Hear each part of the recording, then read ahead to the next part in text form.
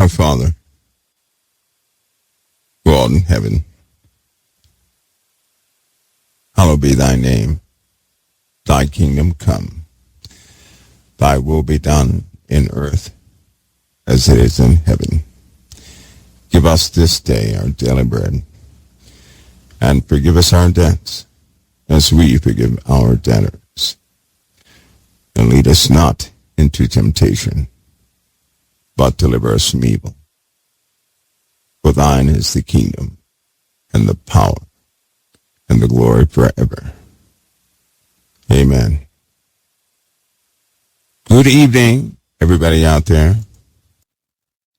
Soon we will start playing COT-based music, which you can play. But just remember, all of it's going to be copywritten at Council of Time. All right? All of it will be. And I'll make sure that there's a page of authorization and instruction you guys can utilize if you want to integrate those songs with some of these talks. Let the admins review the songs and let those folks review them, and let some of you review them, and so you guys can pick out the ones that are the best, and we'll play those on COT. They are in-house instrumentals from some guy that pops out the bushes. But we'll get those out to you guys so you can play those. Also, we're going to do so many things. So many things are going to be different, guys, because I have to include you in what's coming up. I'll explain some of that tonight. We live in a very different world. And last night demonstrated a piece of that. What am I talking about? Something that normally, most people do not. They don't watch it. I went back to listen to early this morning. It was about, I'd say it's about 4 a.m. I listened to the vice president's debate. I often do that, right? Because in a debate, they'll ask questions that come from these survey type individuals that submit these questions that they feel will answer the people. They also try to get each candidate to trip them up in some of the major questions everybody wants to know, because they do it by surveys. I heard something last night that is just a telltale sign of things to come. In fact, last night, or early this morning, the vice president's debate, if anybody were to analyze everything they said and check it against everything that does exist, you'd be shocked. You'd be shocked. I'm going to talk about that when I come back. You'd just be shocked. I have a habit of matching information with the actual facts, not the rumored facts, not just facts that people spit out there, but go back to the actual data. I will pull the actual data to see what's real and what's not, because I understand how these things are so competitive. And as I said yesterday, for the most part, many people, they do the lie thing because they want to win. Everybody wants to win. But I look for the heart of an individual. That's what I look for. I do. I'm not fooled by stories or by sentiment, any of those things, but I'm looking for something totally different, something that will translate for the people. And what I heard last night was quite interesting. Quite interesting. Anyway, we're going to talk about some of that tonight. The other part of that is based on some geological changes that I hope that you guys get ready for. Really do hope that you guys get ready for. You know what? In fact, in the Bible conveys quite a few things. Now, some of those things are quite fantastic, right? Like the stories like the fallen angels, like David and Goliath, right? Like Jacob's ladder, things of that nature. Sometimes they are in this field of reality that we sometimes have an issue with. Sometimes there's some quite conventional things in there, like the wars of David, God's grace concerning King Solomon and David, humanitarian mistakes, Solomon and Ezekiel, Jeremiah, the common things they did. The Lord's idea concerning humanity and how he is incredibly gracious with all these different aspects of the Word of God, some being conventional, some being fantastic. Oftentimes, we tend to read in one of those perspectives, not really all of them. And then we conclude, right? We kind of conclude things based on the reality we live in. For example, right now there are conventional things happening, and so Revelation is often concluded in a conventional way. In other words, no fantastic things, right? Nobody's talking about Revelation, and nobody really discusses, or they haven't said, some three-eyed monster is going to jump out of the mountains and get people or something like that. Nobody is thinking in those terms until the world is introduced into a new paradigm for them, until conditions alter so much. Nobody has a choice but to begin to look at things differently. It's my hope to prepare people with those little tiny things the Lord has given me, so at least, although they may sound out there at times, people will be prepared. Right? These solar flares that we continue to have, now we're not at the height of what the sun is about to do. We're not. We're simply not there yet. The weather, we're not at the height of what the weather is about to do. Humanity's irritation level, your pain levels, right? We're not at the height of how humanity is going to change. We're not there yet. The children, very seldom do you hear people talking about massive deformities in children. You don't hear that anymore. That's only beginning. We're not at the height. There will be a time when people discard their children very easily too. The stresses will become so high that many will abandon their own children. They'll see the children as a liability only. Can you imagine an environment in which people abandon their children because the children are a liability? How desperate those times will be. There's an opportunity for everybody, and I hope you can hear this one.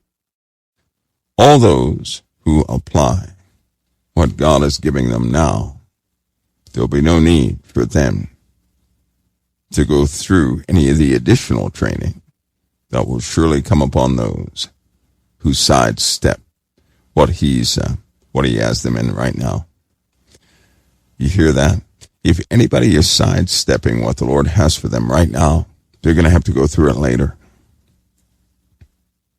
All those who are going through it now, and they do so in God's way. There's no need for them to ever go through that again. There's some things I'm going to say tonight with the highest of confidence. I mean the highest of confidence. That may seem strange for me to say, but I have a very high confidence in saying them.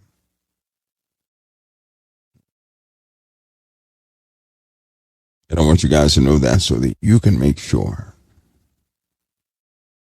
that you're as authentic as possible. I'm not questioning anybody's relationship with the Lord. Nobody has a right to do that. Nobody has a right to question your relationship with the Father. We don't do that here. I'm talking about something very different. Very different. And for all of those who are enduring what the Lord has them in, there's something I have to tell you. Something to prepare you for, in the hopes that you'll also stay the course. Sometimes people can become so excited they lose their footing. And I mean in a good way exciting. Sometimes blessings can seemingly be so incredible you lose your footing. You can lose your way.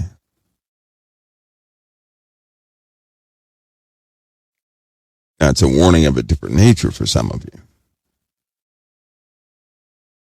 Very different nature.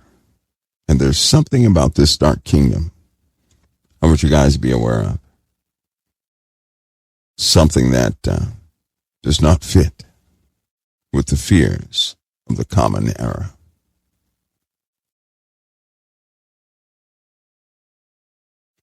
Something people will slowly drift into, but they won't be able to escape. Once you're in, you'll never come out. We'll talk about that tonight, right here at the Council of Time.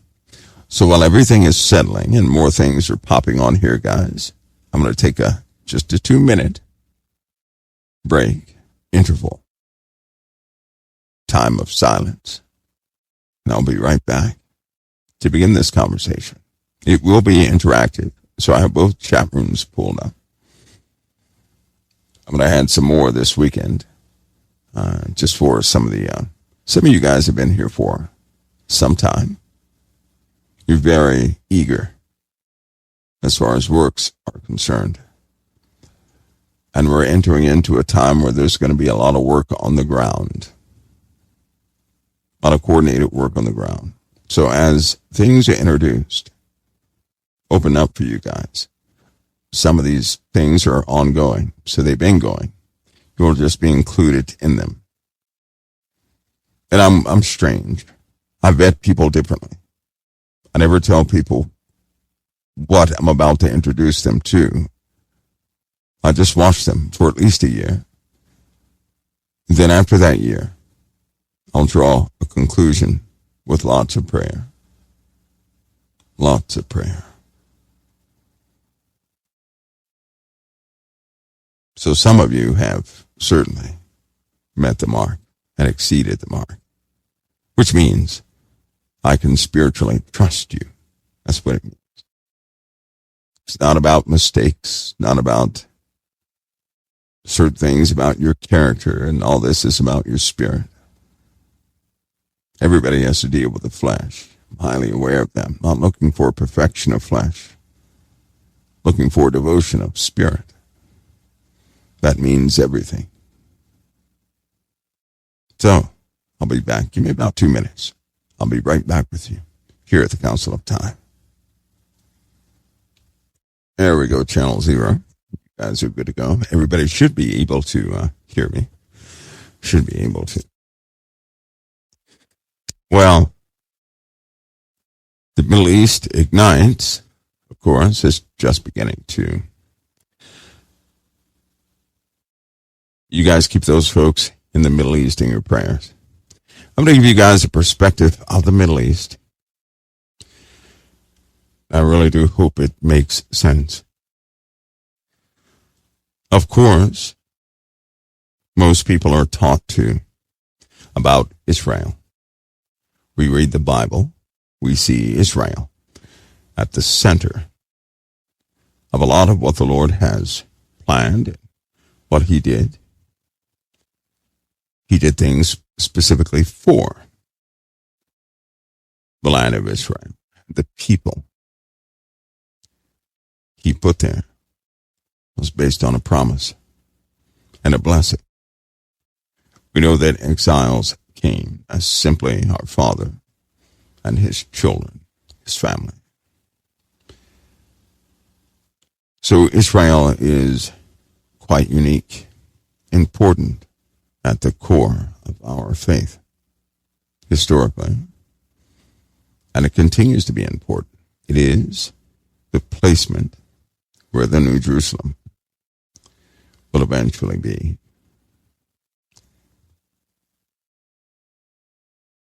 The people of Israel are different from the land of Israel.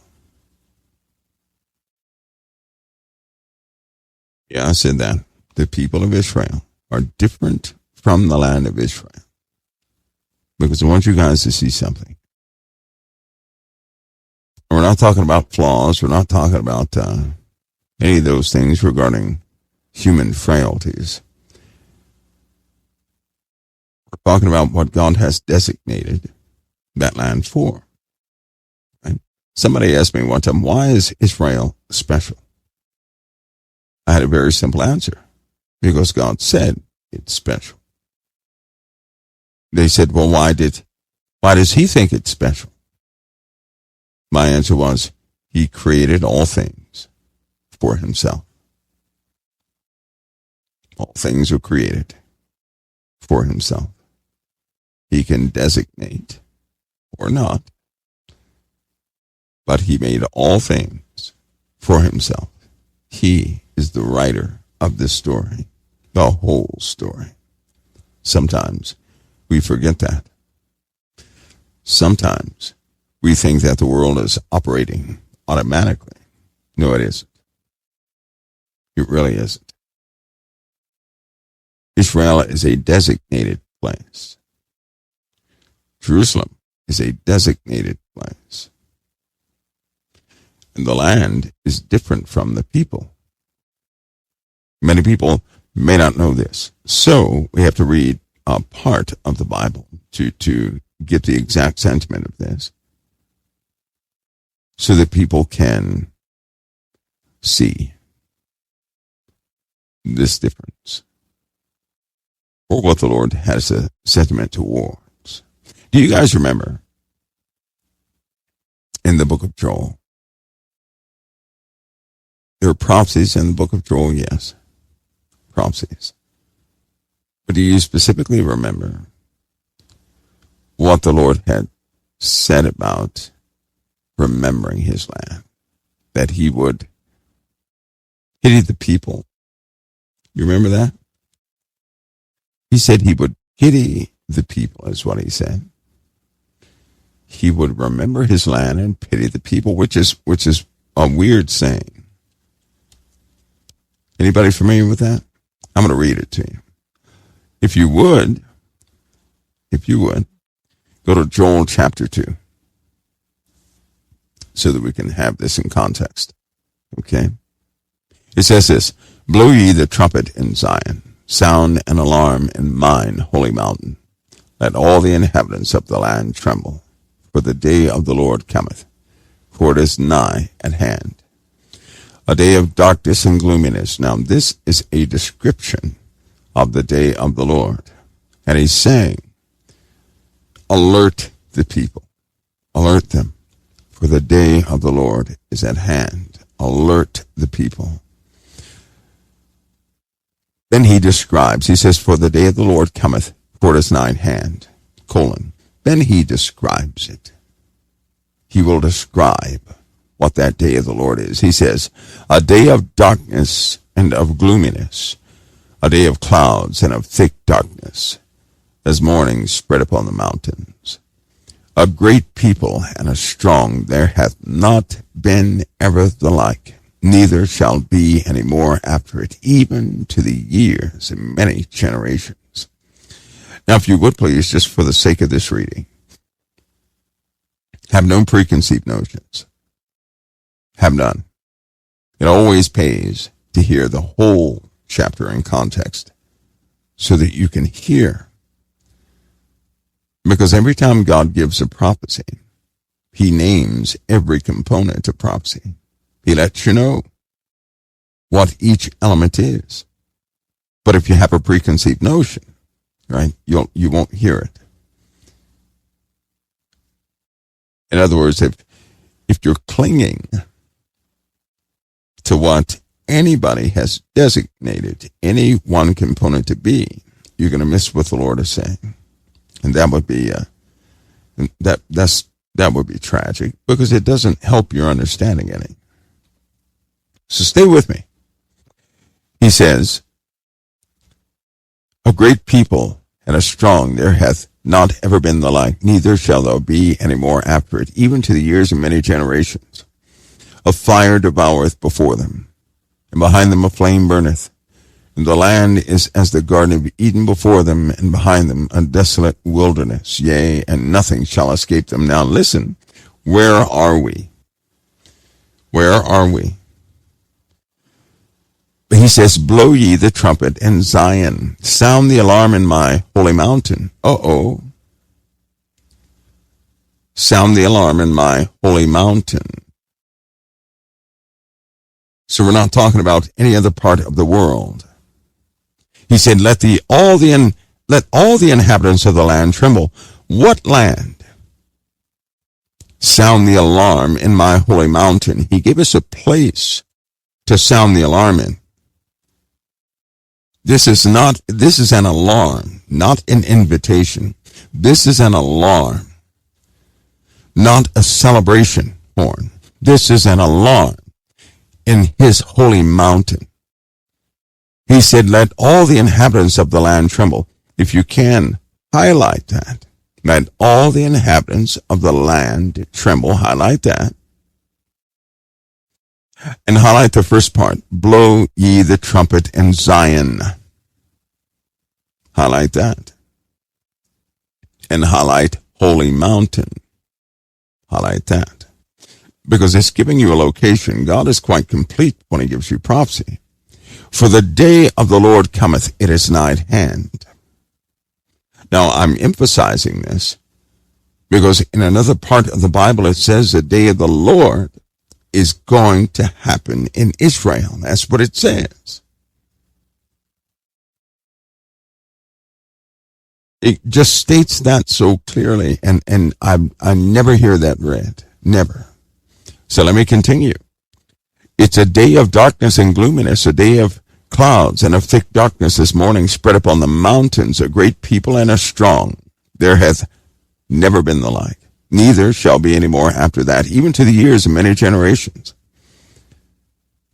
Do you guys know this matches Daniel chapter 11?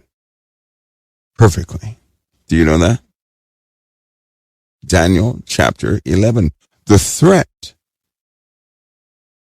is a people coming upon Israel, an army that no one has ever seen before, an army that will never exist again. It's stated in the Bible 3 times that a great army that will never exist again will come in and take Jerusalem. Let's continue to read. A fire devoureth before them, and behind them a flame burneth. And the land is as the Garden of Eden before them, and behind them a desolate wilderness, yea, nothing shall escape them. And the appearance of them is as the appearance of horses, and as horsemen, so shall they run. I know a lot of people believe this is the saints, but I want you guys to hear the whole thing in context, because your Lord God tells you exactly what this is. The issue is this: there was an idea in the I believe it was 1941. I believe it was 1941. There was an idea, and this idea really blew up in the 1960s. And it was that this is God's people. That idea continued, and it became quite popular, right? Because when it came to this, no one ever wanted anything to happen to Israel. No one did. And because they did not want anything to happen to Israel, in other words, the same person that introduced this idea is the same person that also said he did not believe that Israel was going to be trampled underfoot 42 months. In fact, this guy stated that all the prophecies about Israel being trampled underfoot, and that the army of the north overtaking Israel, and that the abomination of desolation and all those things, he believed was simply a warning. It was not a prophecy. And he said it would not happen. That's what he said. The same guy that introduced the idea that these are the saints is that guy. It all came from him. I have a habit of going back to see where these ideas come from, because I like to know where they come from, right? And listen, we're only human beings, that's all. We're just human beings. That's all. We're human beings, and so naturally, when you have a heart towards something, you don't want to see anything happen to it, right? You don't want to see anything happen to it. And those just so happen to be the days before education was widely spread among all people. Everybody could not be educated during that time. They could not. You remember, we had the people that could not go to college. We had a lot of people who could not, the literacy rate was pretty low, right? It was after that time in the 80s when everybody became equally educated. Before that time, people were not equally educated. So keep that in mind. So a lot of ideas popped up and they were popular and they led the charge. The Lord put something in me that cannot trust flesh. I can't even trust my own flesh. So forgive me. I don't mean to offend. I mean that. Because I would just love to agree with that guy. But my spirit does not. Okay, so just keep that in mind. But a fire devoureth before them, and behind them a flame burneth. The land is as the Garden of Eden before them. What land? It says the land is as the Garden of Eden before them, and behind them a desolate wilderness. There's that word, desolate. Yea, nothing shall escape them. The same promise that our Father gave the people of Israel during the indignation. Nothing shall escape them. Right? The appearance of them is as the appearance of horses, and as horsemen, so shall they run. Like the noise of chariots on the tops of mountains shall they leap, like the noise of a flame of fire that devoureth the stubble, as a strong people set in battle array. Before their faces the people shall be much pained. What people? The people in that land, in that area. All faces shall gather blackness. They shall run like mighty men. They shall climb the wall of men like war. They shall march every one in his own ways. They shall not break their ranks, neither shall one thrust another. They shall walk every one in his path, and when they shall fall upon the sword, they shall not be wounded. Now this is something. When they fall upon the sword, they shall not be wounded. When they fall upon the sword, do you know a spirit can never fall upon the sword? You know that, right? Any supernatural being who's coming from the heavens cannot fall upon a sword. A sword is something that's tangible for us in this reality. It can't even hurt anything spiritually, right? It can't even touch anything spiritually. So to fall upon the sword means they were indeed paused by the sword. That's what that term in there, fall upon the sword. You can't do that to anybody spiritually. You just can't. When they fall upon the sword, they shall not be wounded. They shall run to and fro in the city. They shall run upon the wall. They shall climb upon the houses. They shall enter into the windows like a thief. The earth shall quake before them. The heavens shall tremble. The sun and the moon shall be dark, and the stars shall withdraw their shining. Right? The other guy, highlight this. The earth shall quake before them. The heavens shall tremble. The sun and the moon shall be dark, and the stars shall withdraw their shining. Highlight that. That's Joel 2:10. Highlight that. This overlaps. This overlaps something in the Bible, especially in prophecy, because in the going forth of our Father, all the stars wink out. They stop shining, right?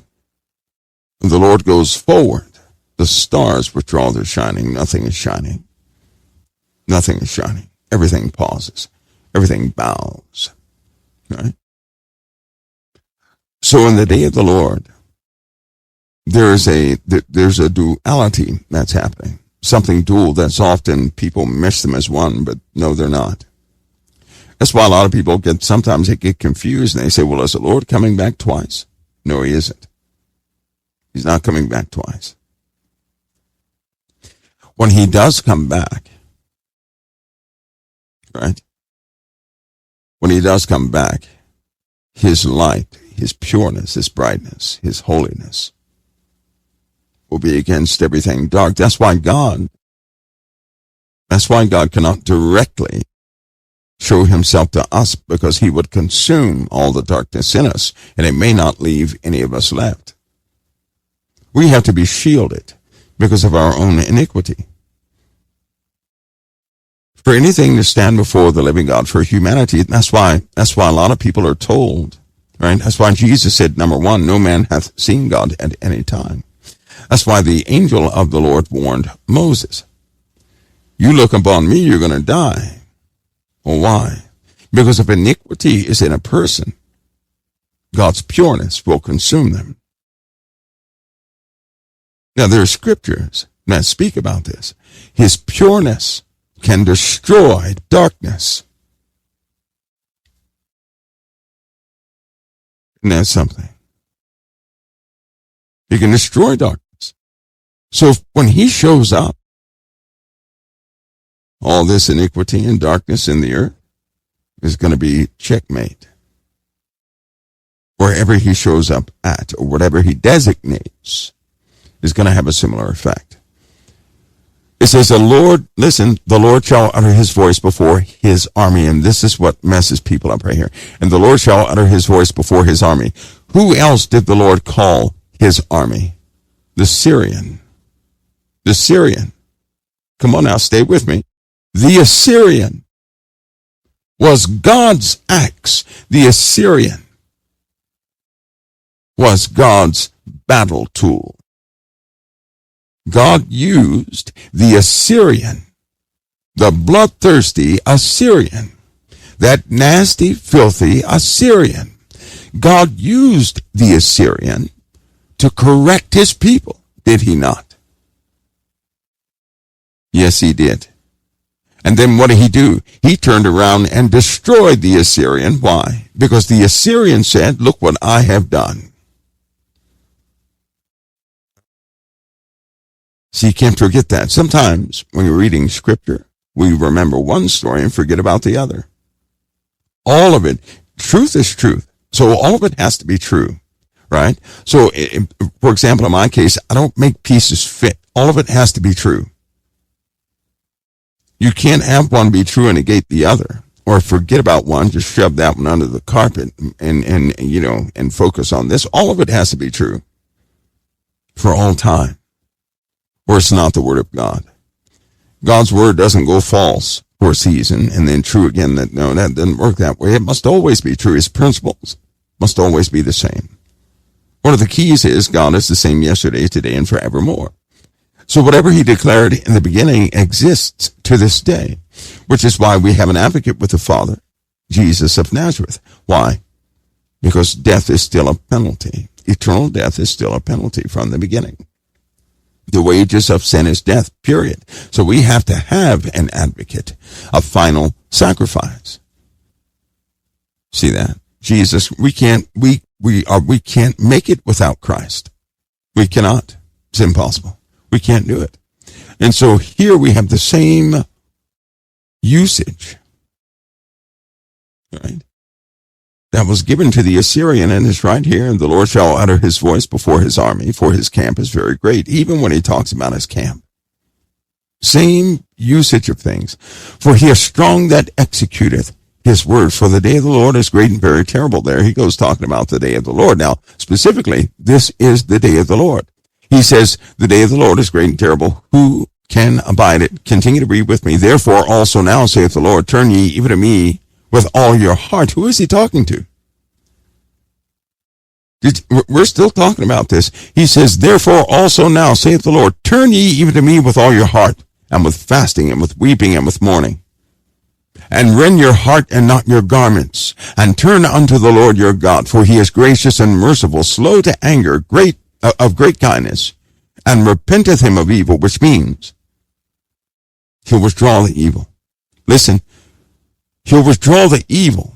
Who knoweth if he will return and repent and leave a blessing behind him, even a meat offering and a drink offering unto the Lord your God? Blow the trumpet in Zion. Sanctify a fast. Call the solemn assembly. Why is the solemn assembly in Zion? Why would a fast be called in Zion?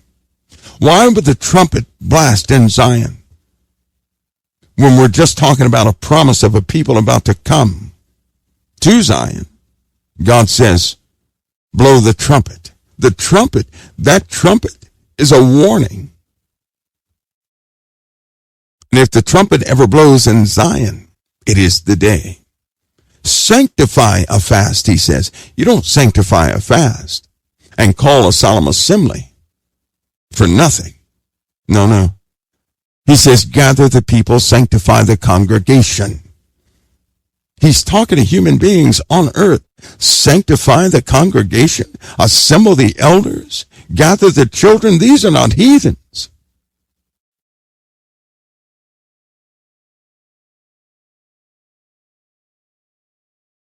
Gather the children and those that suck the breast. Let the bridegroom go forth of his chamber, Jesus, and the bride out of her closet. Fulfillment is coming during the day of the Lord. Did you see that? I'm not even going to go back to that, because if you missed it, you missed that one. Let the priests, the ministers of the Lord, weep between the porch and the altar. They're on earth. Let them weep. What do you mean, let them weep? Because the declaration, the great edict of the Lord is about to come to pass upon Israel. Remember, Jesus said, when you see the abomination of desolation standing where it ought not, let the reader understand. He said, let them which be in Judea flee into the mountains. It's the first time Jesus ever said, run. Jesus did not say, I'll defend you. Jesus did not say, I'll rebuke it. Jesus said, you better run. And who is he talking to? He wasn't talking to the heathen. He said, those in Judea flee into the mountains. Run. Don't go back to take anything out of your houses. Run. What do we have here? Call a solemn assembly, gather the people, sanctify the congregation, assemble the elders, gather the children, and those that suck the breast. Why would that be in there? It kind of matches what Jesus said. Woe to those who are with child who give suck in those days. Pray that their flight not be in winter, neither on the Sabbath. Right? Let the bridegroom go forth of his chamber, and the bride out of her closet. Let the priests and the ministers of the Lord weep between the porch and the altar, and let them say, spare thy people. There it is. Spare thy people. There it is. O Lord, and give not thine heritage to a reproach. Why? Because, and he says, that the heathen should rule over them. Did you hear that? Spare thy people. It tells you where the trouble is. Spare thy people. And give not thine heritage to a reproach, that the heathen should rule over them. Who's coming? The heathen. The heathen is. That the heathen should rule over them. Wherefore should they say among the people, where is their God? Oh, see, but you don't believe me. Let me keep going. Chapter 3. For behold, in those days, in that time, when I shall bring again the captivity of Judah and Jerusalem, there it is. Judah and Jerusalem, there it is. When I shall bring again the captivity of Judah and Jerusalem, there it is. I will also gather all nations and will bring them down into the valley of Jehoshaphat. Listen, when this was written, there was no separation between Joel chapter 2 and chapter 3. And did that to organize the book.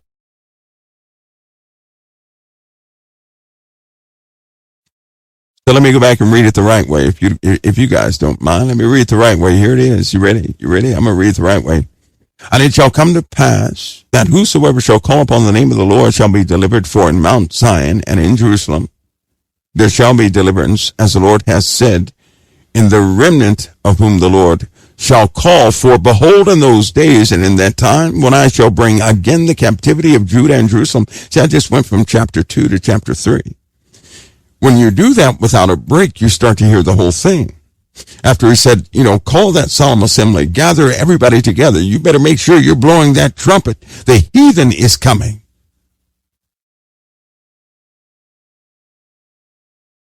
And they were begging the Lord, don't give your heritage to a reproach.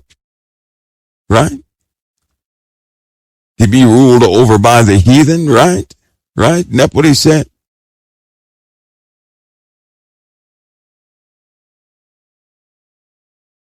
Let me go back. Chapter 2:18. 2:18. Let me do this in sequence. Hold on. So 2:17, let the priests and the ministers of the Lord weep between the porch and the altar, and let them say, spare thy people, O God, O Lord, and to give thine heritage to a reproach that the heathen should rule over them, wherefore they should say among the people, where is their God? Then will the Lord be jealous for his land and pity his people. Stop. Why all of a sudden would the Lord be jealous for his land and pity the people? Why would the Lord be jealous for his land at this moment and pity the people at this moment? You pity the people because a heathen has come upon them. What heathen? The heathen he promised would come upon them from the north. That heathen. The heathen with an army that will never be seen again and that no one can overpower. Do you hear me? Then will the Lord be jealous for his land and pity the people. You think it would be the opposite way around. You think the Lord will be jealous for his people and pity the land, maybe. Nope. The Lord will be jealous for his land and pity the people. Yea, the Lord will also answer and say unto his people, behold, I will send you corn and wine and oil, and ye shall be satisfied therewith. I will no more make you a reproach among the heathen. When does this take place? After the indignation. Not before, not in the middle. After the indignation. What is Joel chapter 2? The indignation of the Lord. After the indignation of the Lord, after God brings upon them what he promised to bring upon them in the book of Jeremiah, and from that book forward, only then will he be satisfied. God will do this with his great army. Let's continue to read. Yea, the Lord will answer and say unto his people, behold, I will send you corn and wine and oil, and ye shall be satisfied therewith. And I will no more make you a reproach among the heathen. You'll not be an offense. But I will remove far off from you the northern army, and will drive him into the land barren and desolate, with his face towards the east sea, and his hinder part towards the utmost sea. And his stink shall come up, and his ill savor shall come up, because he hath done great things, just like the Assyrian. Highlight Joel 2:20. That is just like the Assyrian. Now God says, I will remove far off from you the northern army. The northern army. Where'd the northern army come from? The north. It came from the north. See that? He didn't say southern army, eastern army. He said northern army, not western army. The northern army. Remember, he said he would bring a great trouble from the north upon them. Remember, it comes from the north. You remember that? He said, now here in Joel 2:20, after the indignation, after the trampling of Jerusalem underfoot, he said what? I will remove far off from you the northern army. I will drive him into a land barren and desolate, with his face towards the sea, and his hinder part towards the uttermost sea. And his stink shall come up, and his ill savor shall come up, because he hath done great things. That is just like the Assyrian. That's exactly what the Assyrian did. Remember, God said, can the axe boast against the one who handles it? Remember, he said that about the Assyrian. Remember, he said, the Assyrian said, look what I have done, and was lifted up in his own heart. The Assyrian did, after God used the Assyrian to correct his people, because God's people's government was all messed up, and so he used the Assyrian to correct them.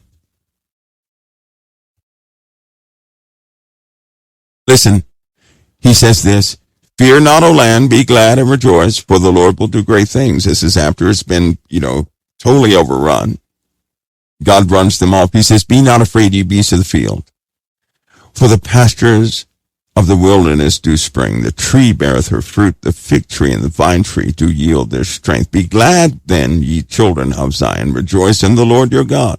For he hath given you the former rain moderately, and he will cause to come down upon you the rain, the former rain, and the latter rain in the first month. And the floors shall be full of wheat, and the fats shall overflow with wine and oil. And I will restore to you the years that the locust hath eaten, the cankerworm, and the caterpillar, and the palmer worm, my great army, which I sent among you." Highlight Joel 2:25. Why? Because the Lord just told us the great army he sent among them. He just told us what it was. Oftentimes I joke about this and say he sent a bug army. But the truth about the cankerworm and the caterpillar and the palmer worm is they eat things down to the root. They devour everything. That's what they do. The cankerworm, the caterpillar, and the palmer worm, and the locust. They eat everything. Where one does not eat the root, the other does. The locust goes to any green thing. That cankerworm is going to start on the roots, the caterpillar, the leaves, and the stalk. The palmer worm, anything left over. You're looking at a bug component that devours everything. And what does God say they are? My great army which I sent among you. God's great army which he sent among them. See, we forget all is God's creation. The bugs, the animals, the human beings are God's creation. He can use anything as he pleases. Sometimes we act like, no, God, you can't use that. Surely that can't be that because God can't do. Don't say what God can't do. Don't say what he can't do. We don't have the intellect. We don't have the comprehension to begin to even say that. We don't.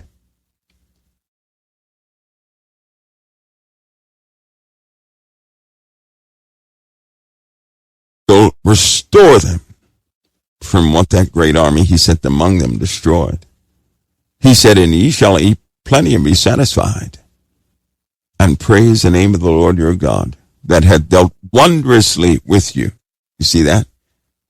Dealt wondrously with you. Now that's not a good term. That wondrously, that's not a fun term. Whenever that word wondrously or wonder is used, it's mystical. It is both painful and it's correction. When you correct someone back in those days, you deal wondrously with a meaning. Your cruelty, it seems, and what is perceived at the time is actually working something they can never see at the moment.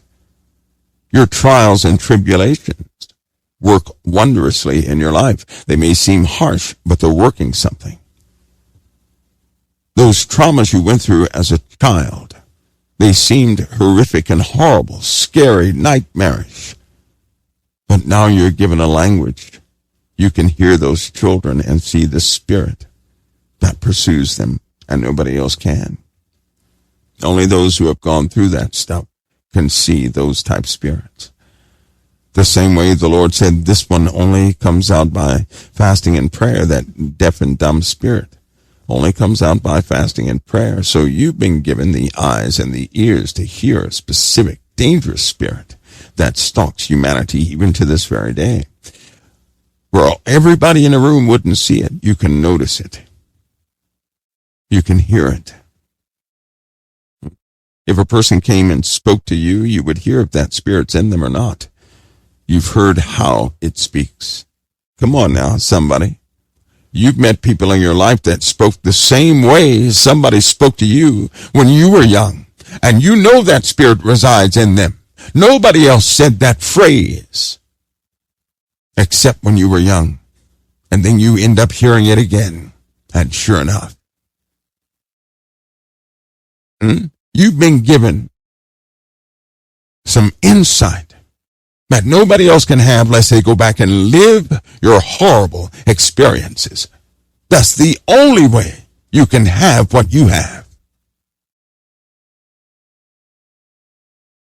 If somebody wants to say, Lord, please give me that, well, too bad. They would have to go back and live your life.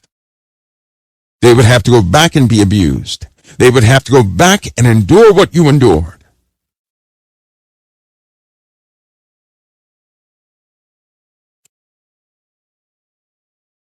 It says, ye shall know that I'm in the midst of Israel, that I'm the Lord your God and none else.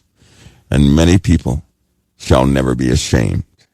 Listen, and it shall come to pass afterward that I will pour out of my spirit upon all flesh, and your sons and your daughters shall prophesy, and your old men shall dream dreams. Now, listen to me. We know in Acts chapter 2, when Peter was standing out there, those people came up and they said, what's wrong with those disciples? They drunk. And Peter stood up and said, these men are not drunken as ye suppose, but this is that spoken of by the prophet Joel. And he began to give you this prophecy. But we got a problem. We just read something. Oh, yes, see, I like controversy. It says in Joel 2:28, it specifically says, and it shall come to pass afterward, after all of what we just read happens, then the Lord will pour out of his spirit upon all flesh. Uh-oh. Wait a minute. Well, Peter said he referred to Joel chapter 2 in Acts chapter 2. And he said, this is that spoken of by the prophet Joel. So did this stuff already happen? Huh? Somebody help me. Because somebody, it just sounds like somebody is not telling the truth somewhere. It sounds like that. You know, I don't want to say it's not how people do it. I don't want to really say anything or cause problems, but somebody's not telling the truth. Now, I don't want to get anything started, but something is not matching here.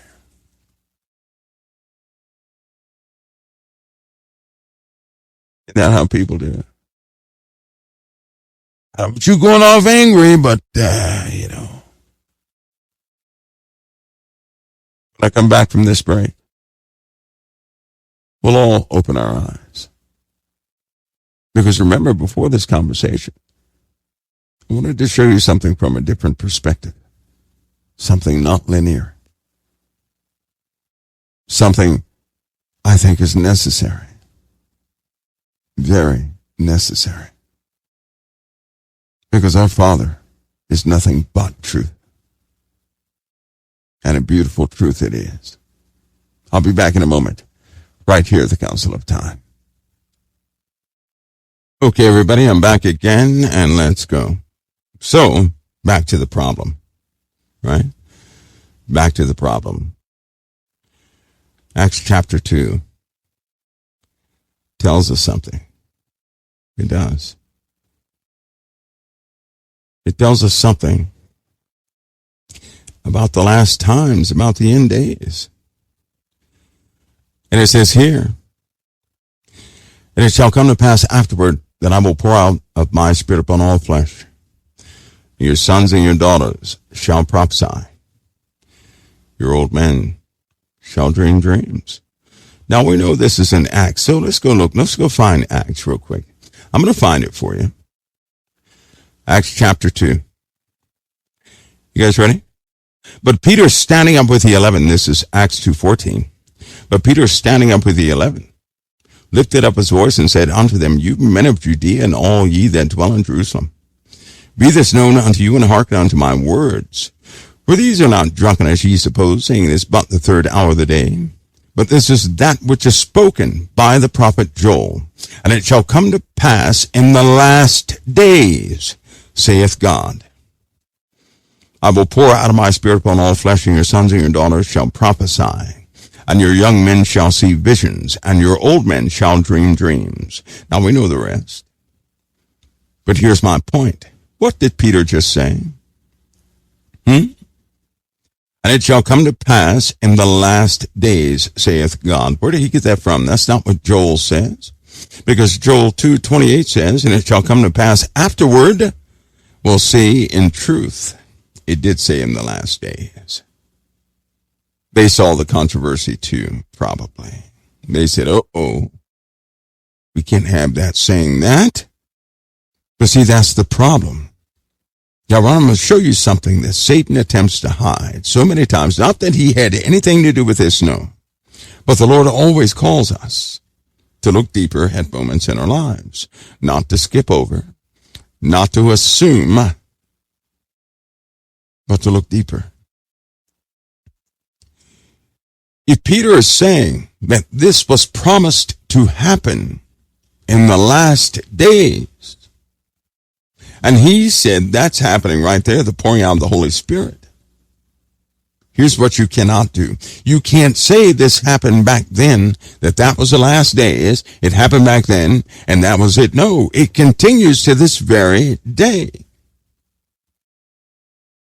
You see that? You have to think differently. Because the last days started back then. They continue to this day. Yes, that means you were born in the last days. You were born in the last days. Jesus marked the last days.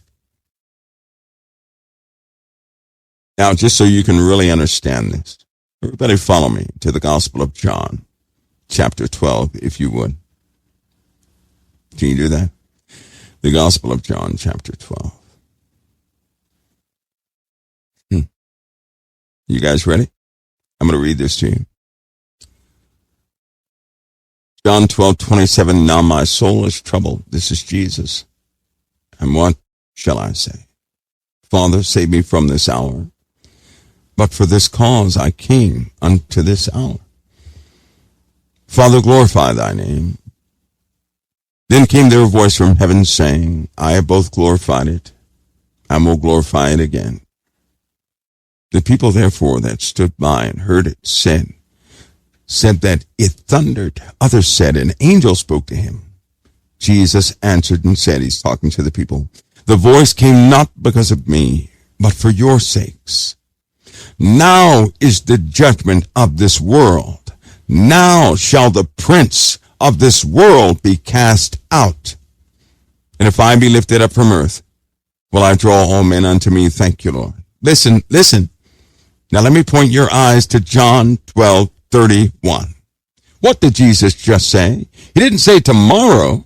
He's about to go to the cross. So he says what? Now is the judgment of this world. Now shall the prince of this world be cast out. There it is. Highlight. Write down. Put it on your forehead. John 12:31. Now is the judgment of this world. Now shall the prince of this world be cast out. But who did he call the prince of the world? Not himself. Don't make that mistake. Because in another verse he said, the prince of the world cometh, and he hath nothing in me. Satan is the prince of this world. Lord have mercy. Why is he being cast out? Yet he's still messing with us. What do you mean, Jesus? Now shall the prince of the world be cast out. Let me show you. You got to go to Revelation. Follow me if you will. You got to go to Revelation. You got to go to Revelation with me. If you want to know, you got to go to Revelation with me. See, this is why preconceived notions are no good. Because God will open up and reveal things. If you have a preconceived notion, you're not open for him to reveal anything. You already have the answer, like the Pharisees. And if that happens, you learn nothing correctly. You're going to be stuck with the old ideas before God revealed anything, which means you're going to be in error. So to not be in error, always wait for God to continue to reveal his truth. We will all have the truth in the end. Remember that. God reveals things. He does. He reveals things. Please remember that. Please remember that. Please remember that. Please remember that. Now, Let me read this to you. I'm going to Revelation chapter 12. You ready? Here it is. There appeared a great wonder in heaven, a woman clothed in the sun, with the sun, and the moon under her feet, and under her head a crown of 12 stars. She, being with child, cried, travailing in birth and pain to be delivered. And there appeared another wonder in heaven, and behold, a great red dragon, having 7 heads and 10 horns, and 7 crowns upon his heads. And he drew a third part of the stars of heaven, and did cast them to the earth. And the dragon stood before the woman which was ready to be delivered, for to devour her child as soon as it was born. And she brought forth a man-child, who was to rule the nations with a rod of iron.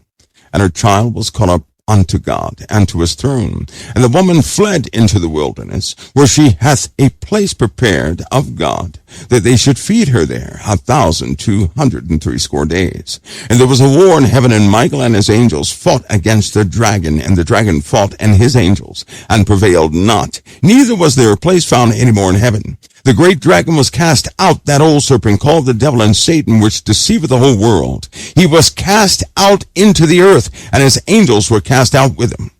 I heard a loud voice saying in heaven, Now is come salvation and strength in the kingdom of our God and the power of his Christ. For the accuser of our brethren is cast down, which accused them before our God day and night. And they overcame him by the blood of the Lamb and by the word of their testimony. They loved not their lives unto death. Therefore rejoice, ye heavens, and ye that dwell in them. Woe to the inhabitants of the earth and of the sea, for the devil is come down unto you, having great wrath, because he knoweth that he hath but a short time. And when the dragon saw that he was cast out unto the earth, he persecuted the woman which brought forth the man-child, Israel, which brought forth Christ. Lord, have mercy. And the woman were given 2 wings of a great eagle, that she might fly into the wilderness, into her place, where she is nourished for time and times and a half of times from the face of the serpent. We're seeing something here. Satan was cast out at the death of Christ and the resurrection of Christ. You better believe it. Why? Let me explain this. There's no placement in heavens for Satan because of his title. Did you hear what he was called? And the dragon was cast out, that old serpent called the devil and Satan, who did what? Which deceiveth the whole world. And he was cast out into the earth, and his angels were cast out with him. I heard a voice saying in heaven, Now is come salvation. Who is that? Christ. Now is come salvation. Who is that? Jesus. Now is come salvation and strength and the kingdom of our God.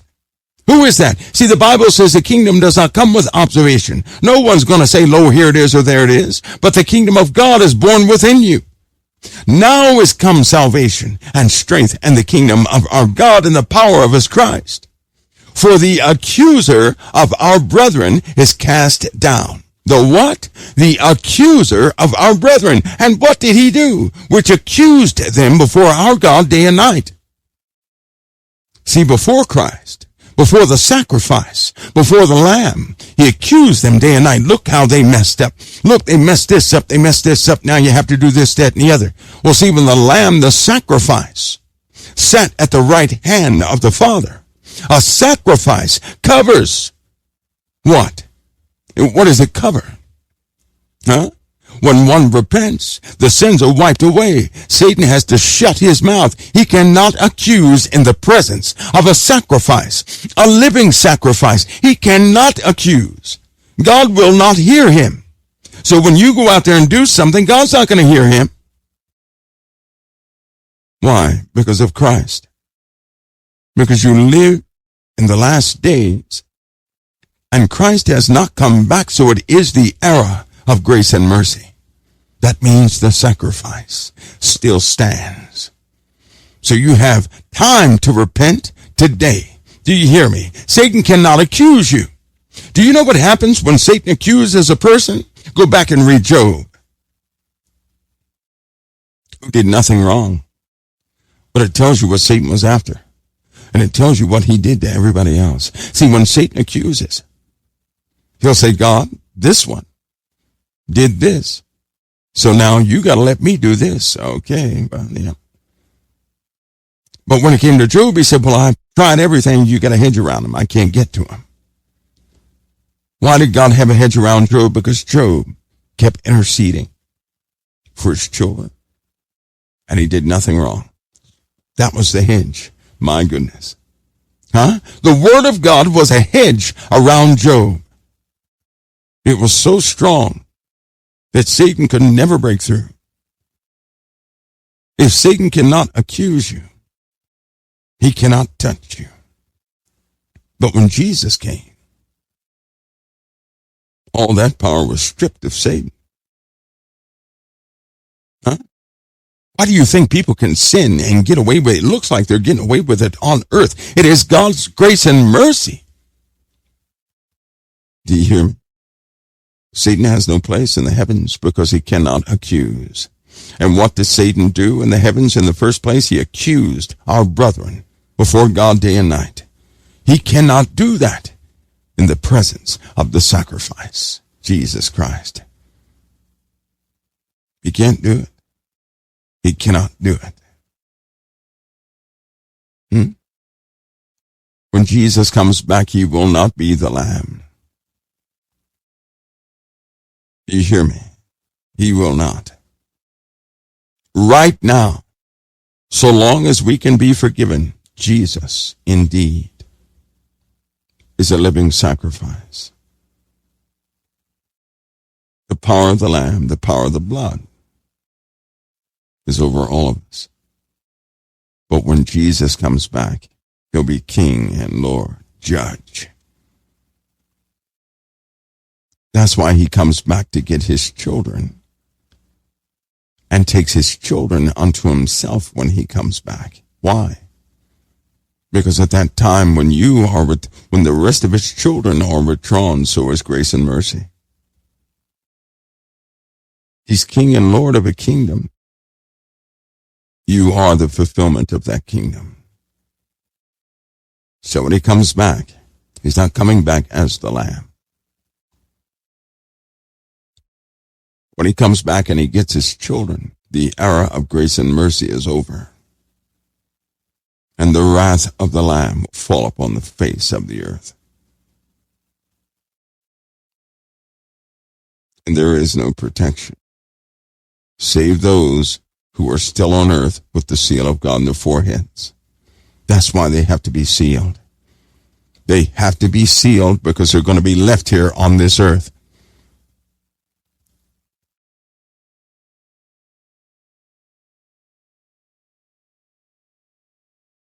You see what's happening?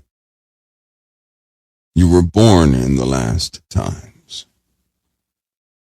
Jesus said again in John 12:31, now is the judgment of this world. Now shall the prince of this world be cast out. Jesus also said in another verse, these are the last times. My Lord, all along you've been living in a time you may not have recognized. Again, something is not coming, but you were born in the middle of it, and it's very difficult to identify. Because any child born into a dark world is not going to call it a dark world. They're going to call it home. They're going to get used to the iniquity and everything else, and they're not going to call it iniquity. They're going to call it entertainment. The darkness of the heart of humanity. They're not going to call it the darkness of the heart of humanity. They're going to call it competition. Come on now. No wonder the Lord said, come out of her, my people. Be not partakers of her sins, that you don't partake of her plagues. You've been in the last times. You were born in the last times. And now the consummation is coming.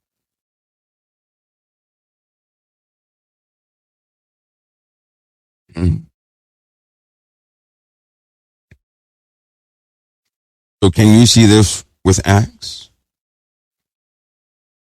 That it was said in the last day that I will pour out of my spirit upon all flesh, because these are the last days. They began back then. What about what we read about Israel? That is the beginning of the indignation of the Lord. You're looking at a duration of time That's why Jesus, when they were crying for him, he said, don't cry for me, cry for yourselves. You remember that? You remember when Jesus said, don't cry for me, cry for yourselves. Cry for Jerusalem. Don't cry for me, cry for yourselves. You're the ones in trouble. It has begun. And you know, that was 2,000 plus years ago.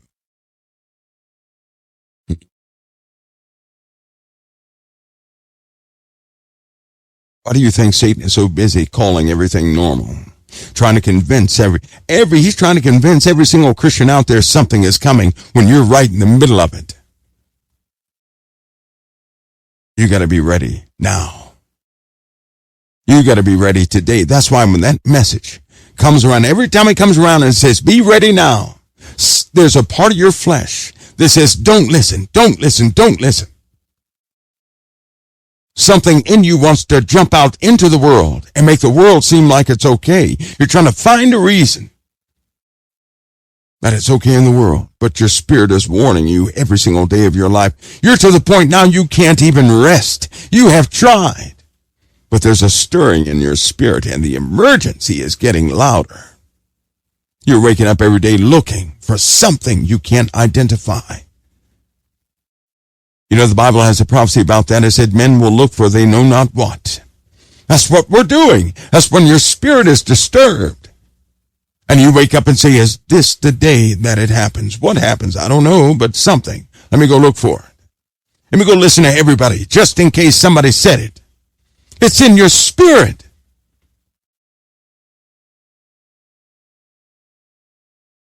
While everybody else is running from calculations.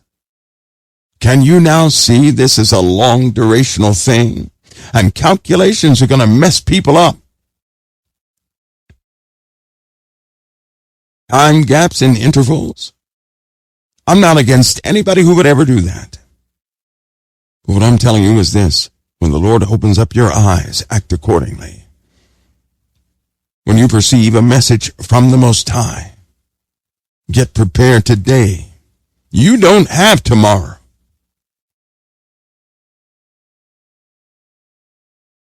You know, when the Bible, when it says, pray that you're worthy to escape all these things and to stand before the Son of Man, let me emphasize something. It says, pray that you're worthy to escape all these things. It does not stop. It says, and stand before the Son of Man. Somebody tell me, how can anybody stand before the Son of Man? You can't do that here on earth. To stand before the Son of Man, you're going to have to be in a very specific state of existence. And that is not in the flesh. Do you hear me? To stand before the Son of Man means you have completed everything here. You have to finish your race. You see why it's no good to try and normalize the world saying we have time? Because what you're doing is delaying your own process. You have to finish your race to stand before Jesus. Because you don't want to stand before him and he's saying, depart from me, you worker of iniquity. See, the only other thing he'll say is what? Well done, my good and faithful servant. That's why he said, what does it say in the Bible? He that endures until the end shall be saved. The end of what? The end of that person's life. The end of your race.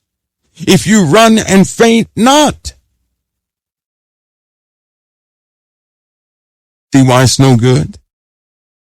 To sit there and say, I don't want to hear it. I just want to go watch a movie.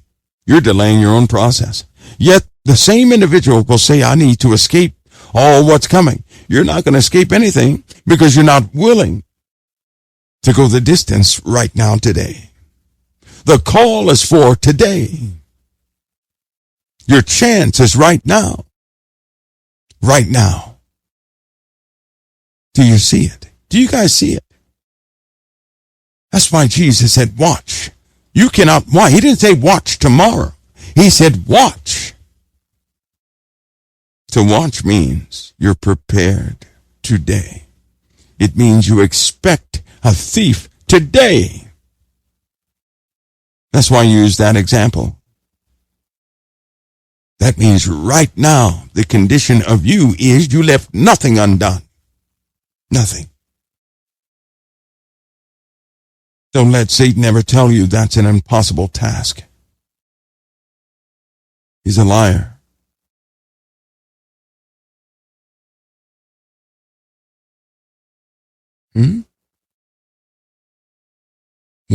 Watch means you're ready for the thief today. Because those who are watching, Jesus will never come upon them as a thief in the night. That's why it was written. There's no need, brethren. There's no need for me to discuss with you the days or the hours. You know very well that Jesus comes as a thief in the night. You know what that means? No need for me to talk to you who are faithful to Christ. Because to come as a thief means he comes upon people who are not looking for him. Are you looking for him today? The key is to look for him every day of your life. See, if you truly are looking for Christ right now, guess what? You left nothing undone. Who in the world would look for Jesus to come and they left everything undone? That's like having an inspection. Who wants to have an inspection and they say an inspection's coming, but they didn't do anything to clean up their home or their AO? You don't do, that's not what you do. I was a soldier who had everything squared away. Inspections never scared me. You know why? Because I was inspection ready. At 05:30 every single day. Do you know that? Inspections never frightened me. At 05:30 everything was ready for inspection, even when there was no inspection. It was a daily habit. So when everybody scrambled because of a surprise inspection, not me, I went on through the normal course of how I do things. What is that day? If you do that same thing with Christ, well, everybody's trying to rush and to go get oil, which they cannot get. You're going to walk through that door. You see that? You're going to be ready already and walk through that door. When he comes, it'll be no surprise. Jesus comes upon those who are not watching in a time they're not aware of. You're supposed to be aware of him every single day of your life. If we would all live that way, my goodness, death could not touch us ever. Do you know why? Because we'd have nothing undone. Nothing.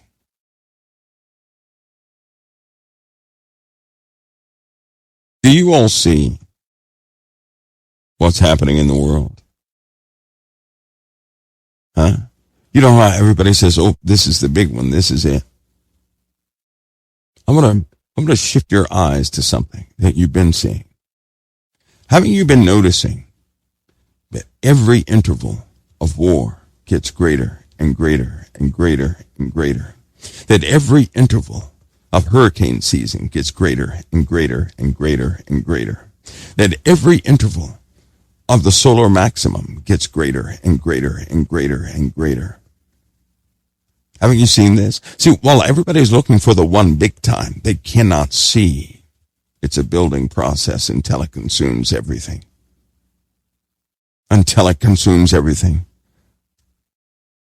Can you see that? The Lord told us how it works. And isn't it funny? Isn't it funny how iniquitous man can be? But at the same time, how destructive the earth has become. They're fussing and hollering and trying to define global warming. Isn't it funny how iniquity within the heart of mankind goes hand in hand with all the global warming complaints?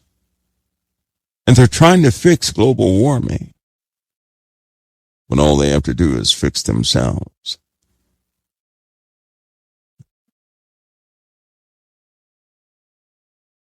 We read Isaiah 34:2 about the indignation of the Lord, which, by the way, is Joel chapter 2. That'll be our next discussion. Because the indignation of the Lord is expansive, is all-consuming. It's very real. The problem with us is we were born in a jail, and we can't see it as jail. We call it home.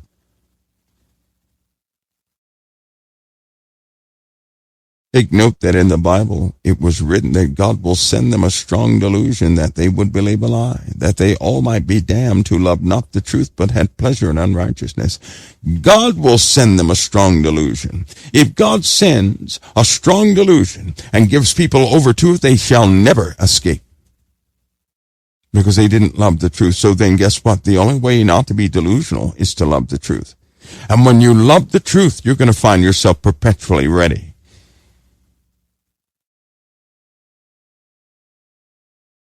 You know, when the Lord kept saying the inhabitants of the earth are few, it's coming.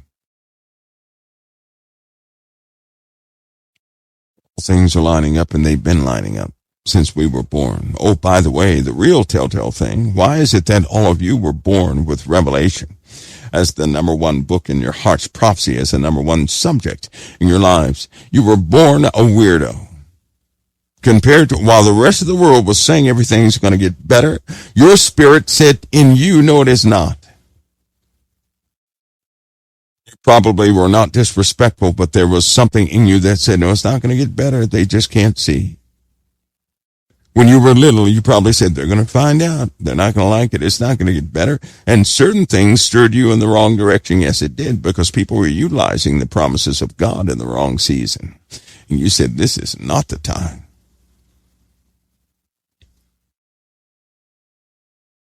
Oh, there's something huge happening, and it deserves to be unpacked.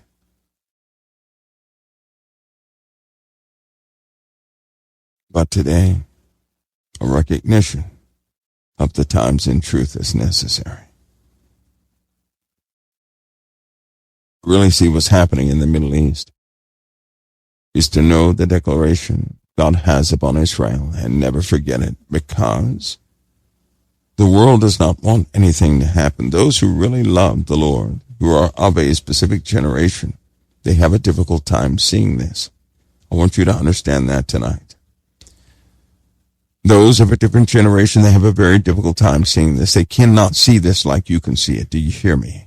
Because it was never meant for them to endure the whole process. Do you not know, if you ever want to know what the future is going to be like, then start understanding the children. That's all you have to do. Or to understand the children. That's all you have to do.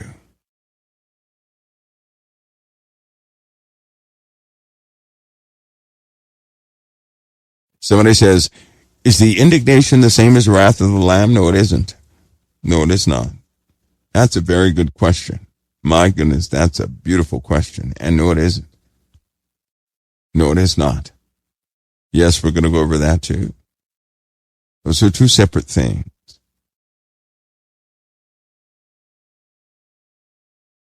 But it's best if we read Scripture in context so you can see how. It's not something you can just go out there and say, oh, yes, those are two different things, because you have to do your homework on that. Right? Now, remember, I want you guys to remember something. I'm going to say it one more time.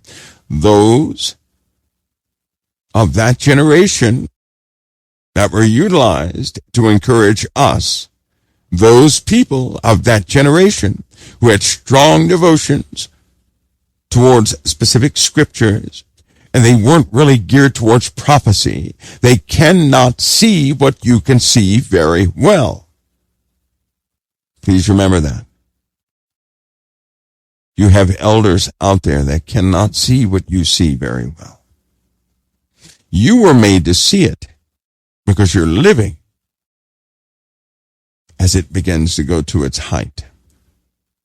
They can't see it because they lived in a different era where something else was key.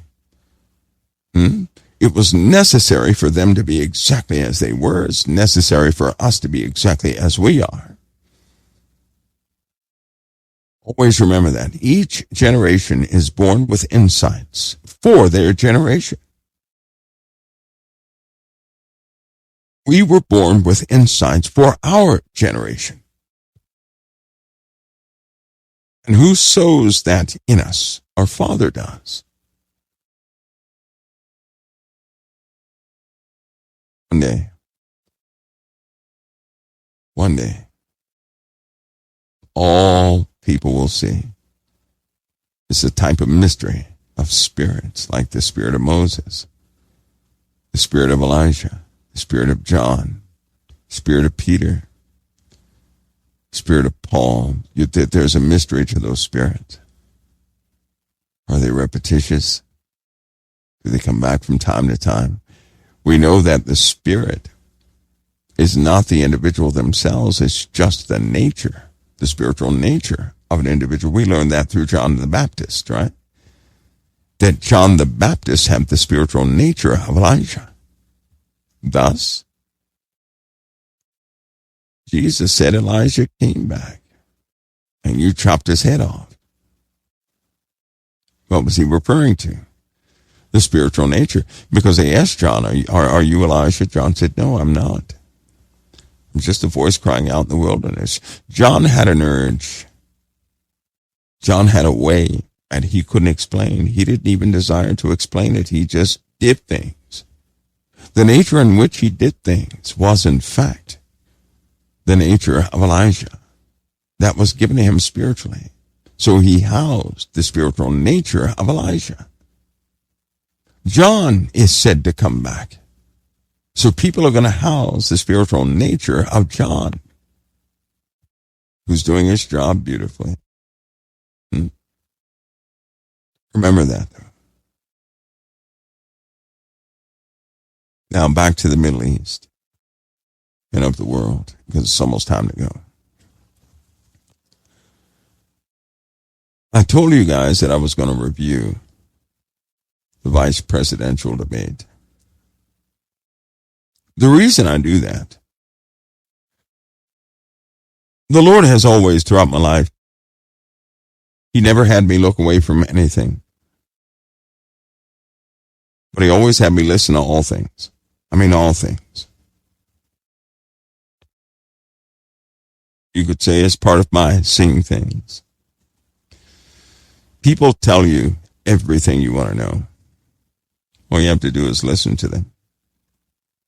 You can listen to them by seeing how they respond to things. Small subtleties and movements of the faces and motions and everything else. You can even know a person by the questions they ask and how they answer them, how they deflect them, what they like to talk about, what they don't like to talk about. Last night I saw something. There's an indicator in the flesh of men and a struggle that's very deep. Last night, I saw two gentlemen who were nervous, first of all, in a debate, but were very passionate about very specific things.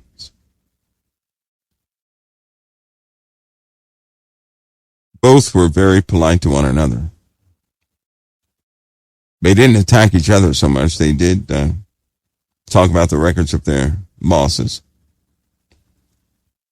And to be honest, they seem more presidential than the presidential candidates. They honestly did. I found their conversation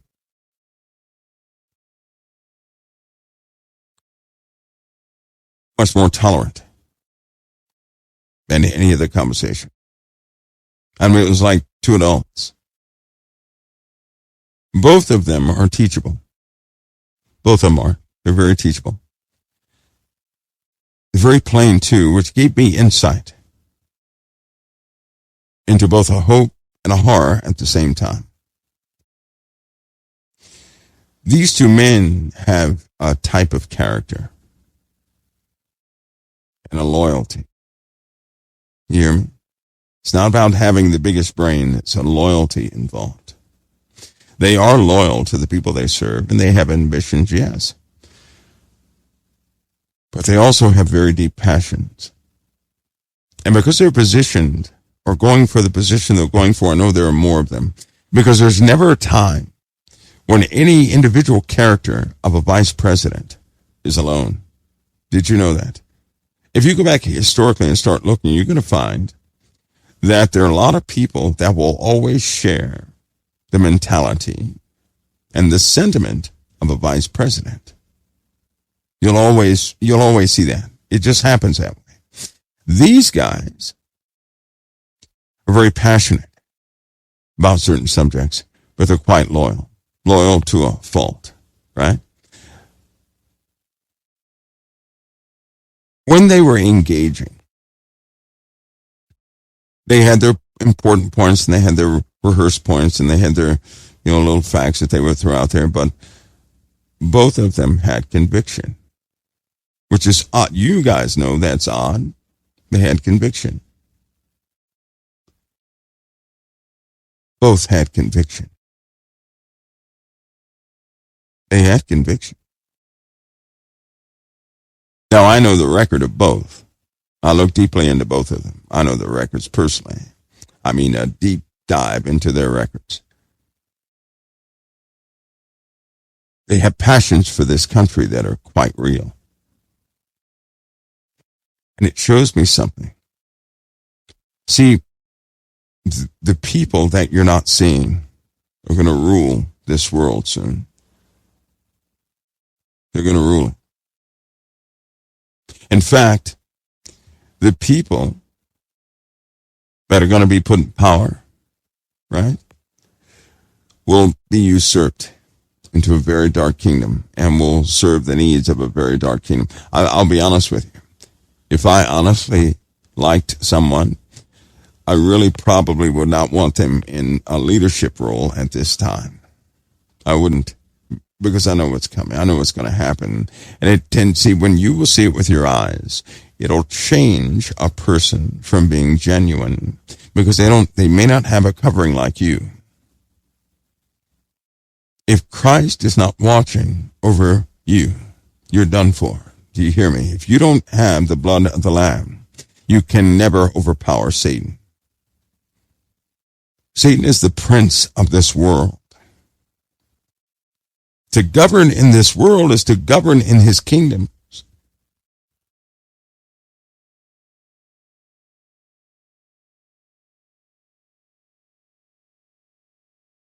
Last night, the VPs, I can only see them as the leaders,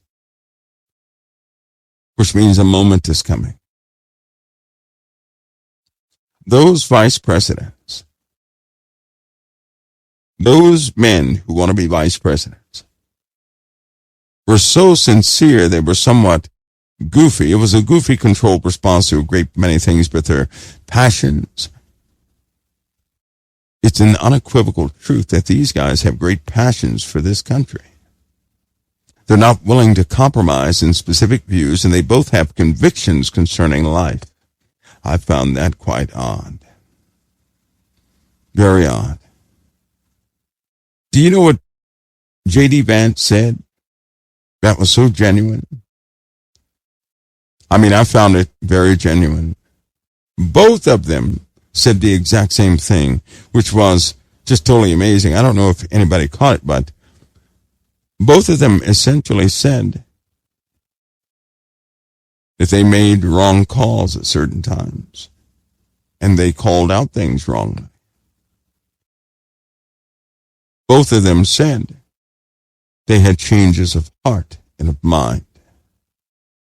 Like Trump, they asked J.D. Vance, they said, why did you say that Trump was this, that, and the other? You'd never follow his plans. This stuff's never going to work. He's a moron, this, that, and the other, right? J.D. Vance said, because that's what I thought until I looked at things myself. That was an answer of honesty. I thought that was beautiful. Likewise, the other guy did too. Waltz did too. They asked him about the controversy in China. He kind of fumbled a little bit. But essentially, he said, I misspoke. I blurted out something, and I'm a knucklehead sometimes. He was essentially saying, when people are not frightened to tell you they messed up, that's a leader. Do you hear me? It is not a leader when they won't admit mistakes. That's not a leader. Those are scary people. When somebody says, I messed up, that's a leader. And they're willing to tell you they messed up. That's a leader. That's a leader. When a person says, I had a change of heart for the people, because they asked J.D. Vance, they said, you took this stance against Trump a long time ago, right?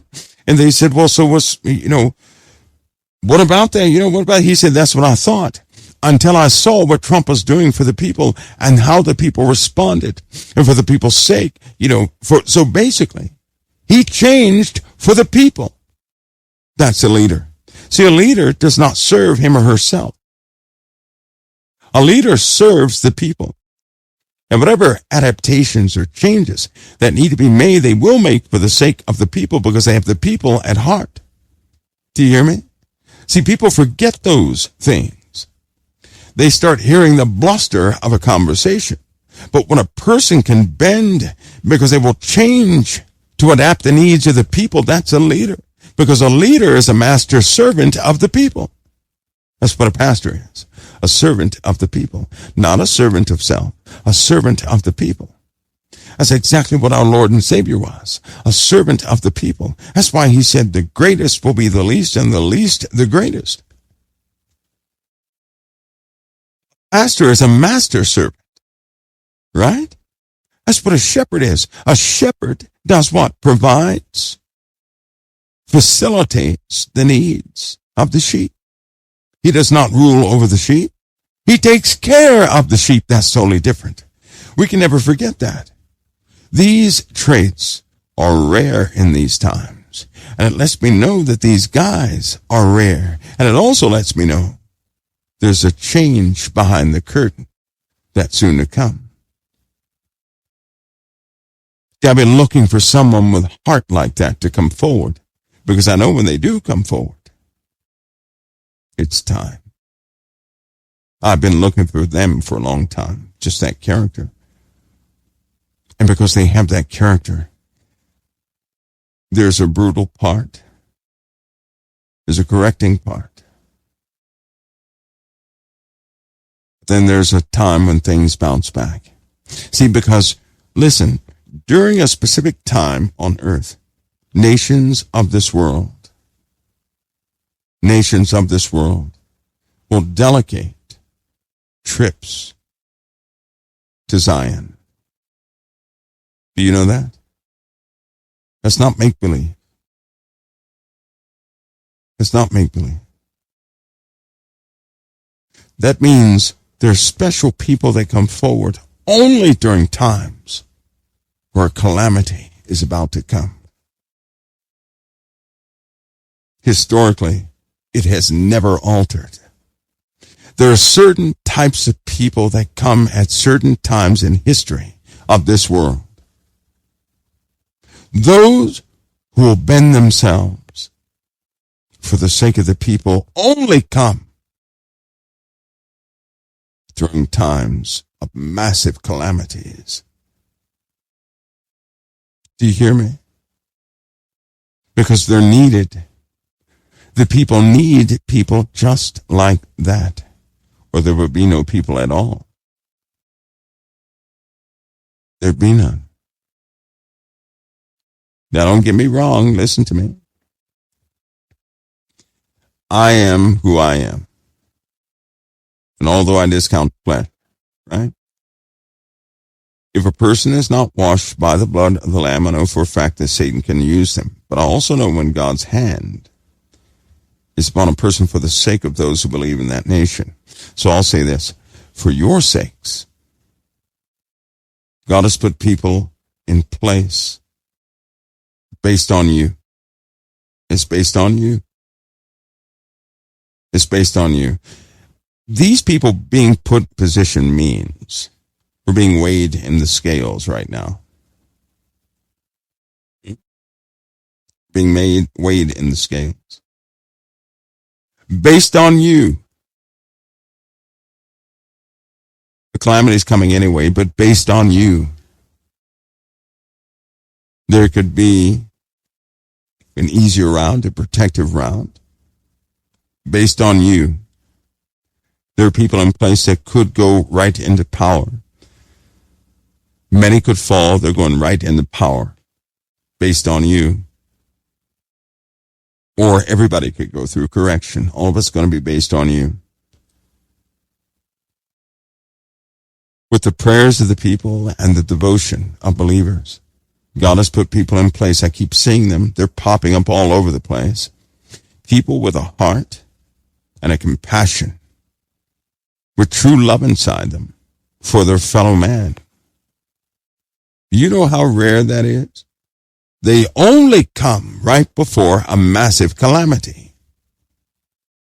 They only come because they're the ones who come out front after the other ones fall.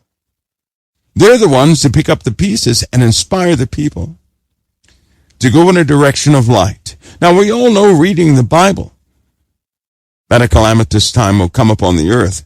But we also know 1,000-year reign is coming, of peace. And we also know that nations will come and learn the Feast of Tabernacles, which means all nations will begin to revive themselves. We all know this. Things are lining up like that. They're starting to line up. What I was specifically looking for, I want to share with you what I was looking for, was the hope, the recovery part, the part that comes after. The men and women who have great compassion for their fellow man. See, evil people could care less about their fellow man. They serve their own needs. They always think they're right. But when you have people of great compassion that come forward, that will take a step back for the sake of somebody else, those people are designated only for the recovery of places. They always come before a great calamity hits, and these people are appointed leaders for the recovery. It's almost like you see the personnel that were appointed for the recovery starting to pop up all over the place. Although the people of the world are they're going to look at this debate and think about the presidential election and start denoting qualities. Because I saw something else. This tells me the calamity is coming. When they evaluated these two speakers, I heard nothing but hatred. Listen to me. CNN, and I think that J.D. Vance did a good job. I think that Tim Walz stumbled a couple of times, but he did a pretty good job. When CNN got a hold, when they were doing some of the after talks, the female anchors said, well, why didn't he just, shove January 6th in his face? They wanted carnage and violence. I could see murder in their faces. They do not want to mend anything. They want their competition murdered. I saw a hatred and a disgust that those people could barely contain. In fact, the after talks of this VP debate are incredibly revealing. Now, likewise, after I was flipping through these news channels trying to see the after talks, I went to Fox and I saw hatred. Hatred. In those VP people, I saw no hatred. Their gears were going with strategy. I mean, they had a call within them to go forward for the people. These news media organizations want to murder each other. Fox actually said something about J.D. Vance, how he should have pummeled Walz on some. I said, well, are you kidding? They want violence. What does that tell me? People watch the news. You can tell who likes to watch the news if you follow the ratings of the news, the actual ratings, not just talking. Listen to me carefully. People watch those things that feed what's in them. If a person watches Fox, then Fox is feeding something within the person watching it. If someone watches ABC, NBC, all these different things, they're feeding something within the person. Based on the ratings, people desire murder. But there's a remnant. A remnant. They desire to go forward. They have their mind on this country first. And they have great compassion for the people. They share that sentiment. You know what that tells me? These murderous folks will now start to ride. They're coming forward. And they're going to have their kingdom. See, Satan will never bring that dark kingdom forward when the people are against darkness. Satan only brings that dark kingdom forward when the people are thirsty and hungry for carnage and murder and violence and everything else, which wakes up every demonic entity on the earth. Violence of humanity calls demons forward. They inhabit, just like God inhabits the praises of his people, so do demons inhabit the darkness of individuals.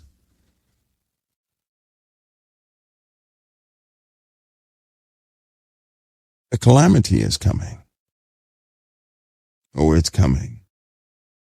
But already God is setting up those who will come forward for repair. Take note of that VP debate very well. Take note of it. Take note of it. Remember it well. You will see it again. You will revisit that again. You will. And everything else is going to be wiped out. But you will revisit that again. And everything else is going to be gone. It will be gone. You live in very revealing days. What obscures the vision of most are emotions. Personal emotions. Any emotions of wrath and all those things will blind you. They will. Instead of wrath, try to see things soberly. Soberly means you're not, giddy about something. You're not that way. You're just seeing the truth of it. See the truth of it. The truth of anything you see is going to show you who's behind it. When somebody sees the truth of a situation, they know where Satan is. They will always know where he is. That's how you know when somebody sees the truth. They stop blaming people, and they'll call out Satan every single time. They'll also see the struggle of a person. You can see the weaknesses. God has given you his spirit. The only thing that can get in the way of the spirit poured out on you is the wrath you adopt from the world. Please remember that. The world feeds your wrath. Your Father does not. Your Father feeds sobriety. The world feeds all the rest. Your Father feeds holiness. Remember that. So then the next time you get disturbed, you're emotionally compromised in something, remember what your Father feeds you versus what the world is feeding you. And stop feeding from the stuff that causes you a great blindness so that you too can see. That's all you have to do, and you'll see it too. But most importantly, you'll see the urgency of the hour you live in right now. That's what you'll see.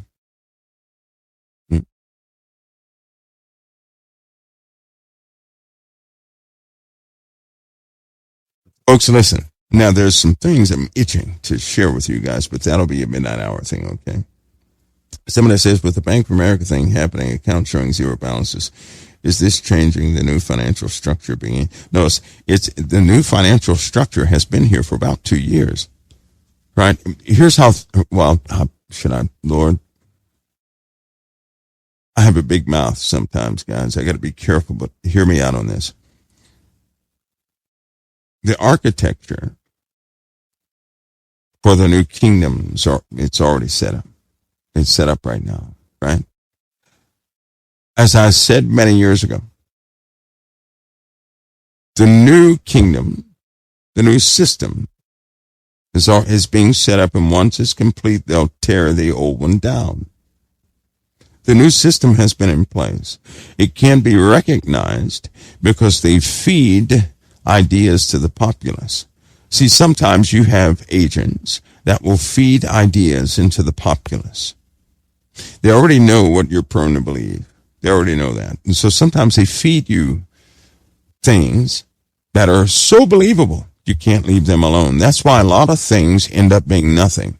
Have you guys noticed that? You'll have something that looks like it's absolutely 1,000% dead on, like it's going to happen, right? And then nothing comes of it.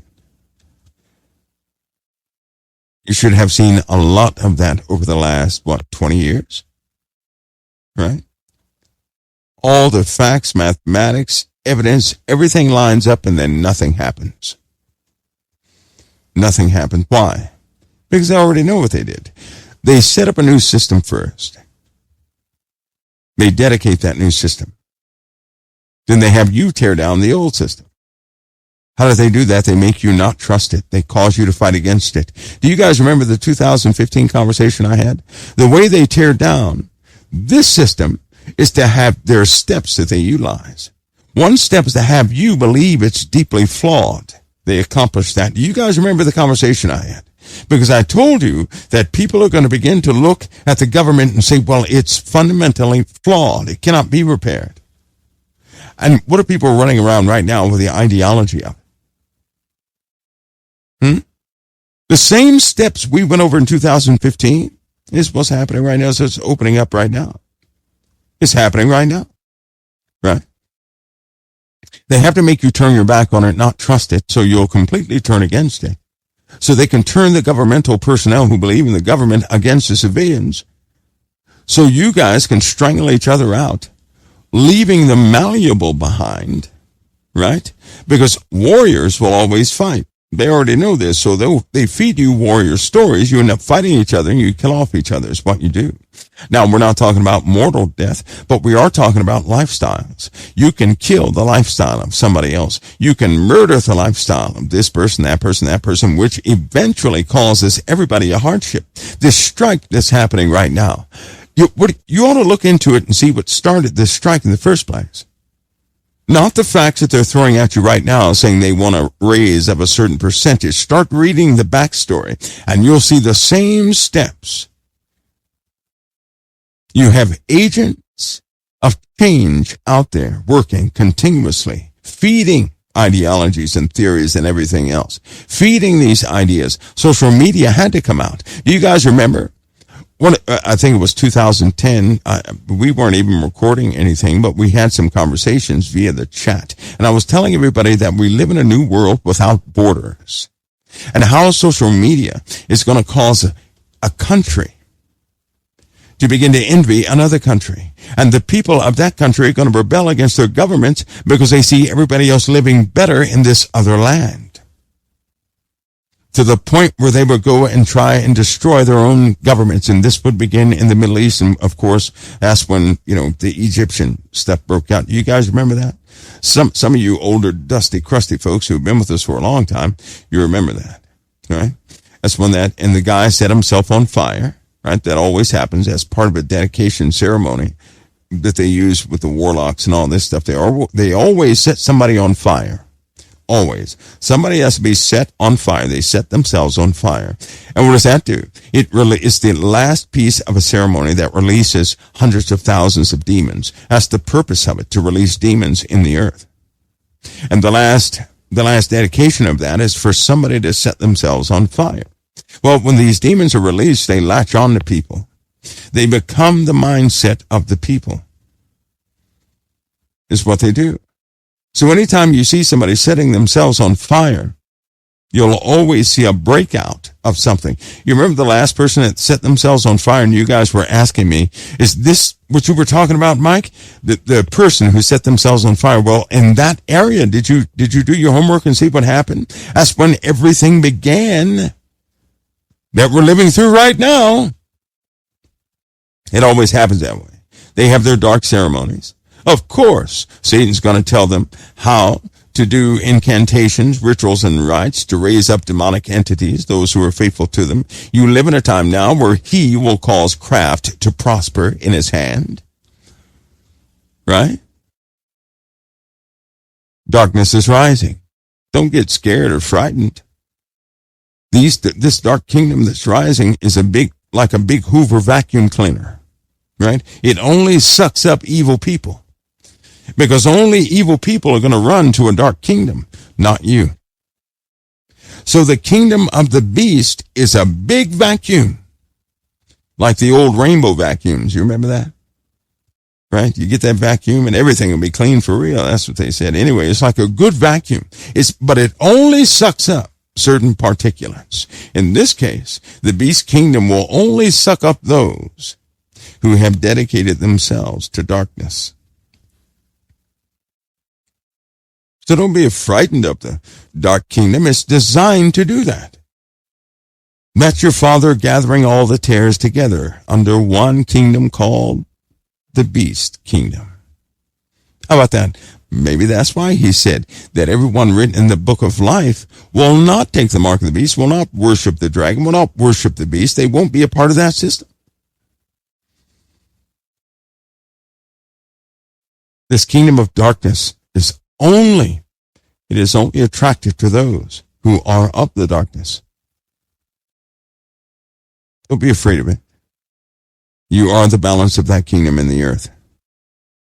As it grows, see, God made you a promise. Let me remind you of this before I go. God made you a promise.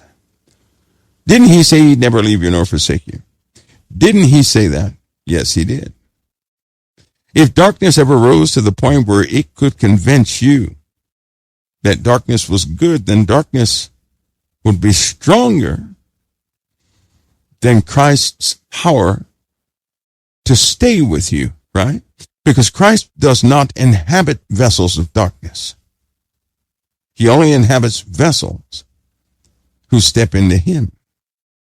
Which means the resolve and the power of your Father must increase in you as darkness increases in the world. As the kingdoms of this earth become supernatural, so will you.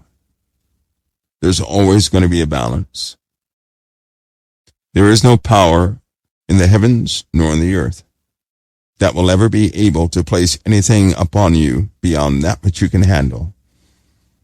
No matter how strong it gets, no matter how militant it gets, God will feel you. He will feel. Listen, I know this for a fact. I told you when I first went to combat, I was so scared firing in M2, I couldn't even pull the trigger. But when the time came, the Lord zapped the fear out of me.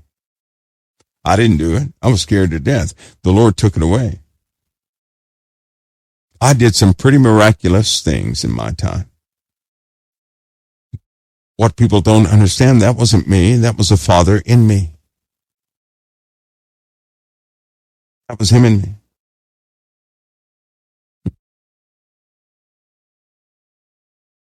And it wasn't some murderous thing like Rambo. I didn't go out there shooting everybody up, that cowboy stuff. I wasn't doing that. No. But I did stand in the line of fire.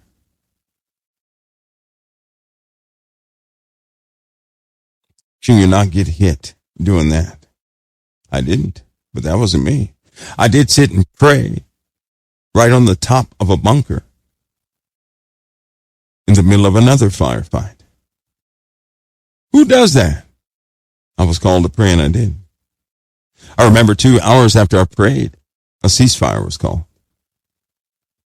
I remember that. I remember some pretty wild things, but it wasn't me, it was the Father. He has the ability, listen, because he has the ability at the height of your scaredness and nervousness and everything else, he can cause everything around you to go silent. When I was standing in the middle of a firefight, I didn't hear not one thing fire. Everything sounded peaceful. I couldn't hear anything, and there was no ringing, no anything. Everything went quiet. When the Lord takes over, I'm telling you, don't ever think that somehow the Lord can't do something. Don't say that. Don't say that. We have no idea what the Lord can do. I know one thing, the Lord will always do above and beyond what you're able to ask or think. There's no way you can imagine how God will deliver you.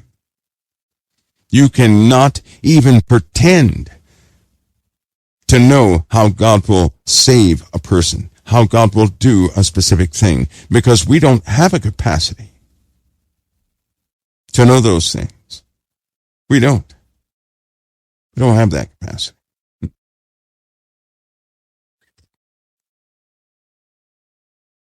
At your greatest moment of fear, the Lord can fill you instantly with the strength of David and the resolve of David.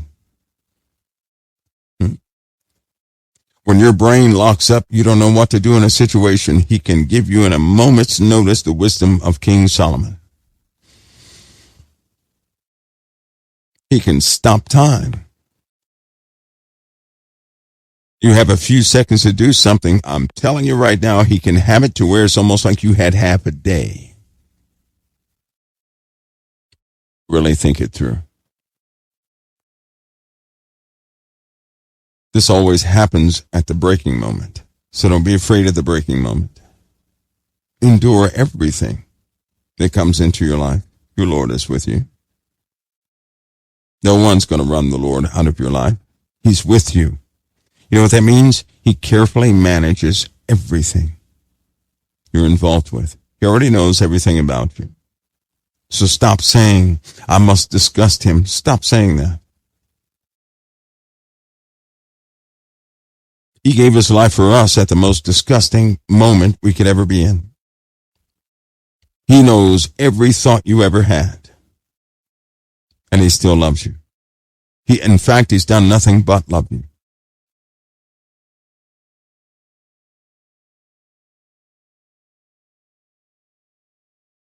That's why some of us transition from, well, if I go with the Lord, I'm going to have to give up everything. And then it changed, because the more you find out about the Father, the more you have a desire to do things in accordance to his word. Now you go through life saying, I can, sin is no big deal. You have, in fact, your desire for sin leaves to such a degree, it can't even tempt you anymore. It's a non-issue. It becomes a non-issue. You're not struggling with sin anymore. You know why? Because you're done with it. That's why.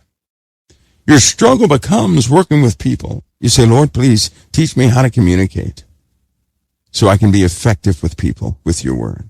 Teach me how to handle your word. You start praying like that. But when sin comes along, you say, get out of here. Right? You keep going, you go to something else. You don't care if something is required for you to surrender, you don't care. It's an honor for you to surrender things. Greed leaves, all these things leave.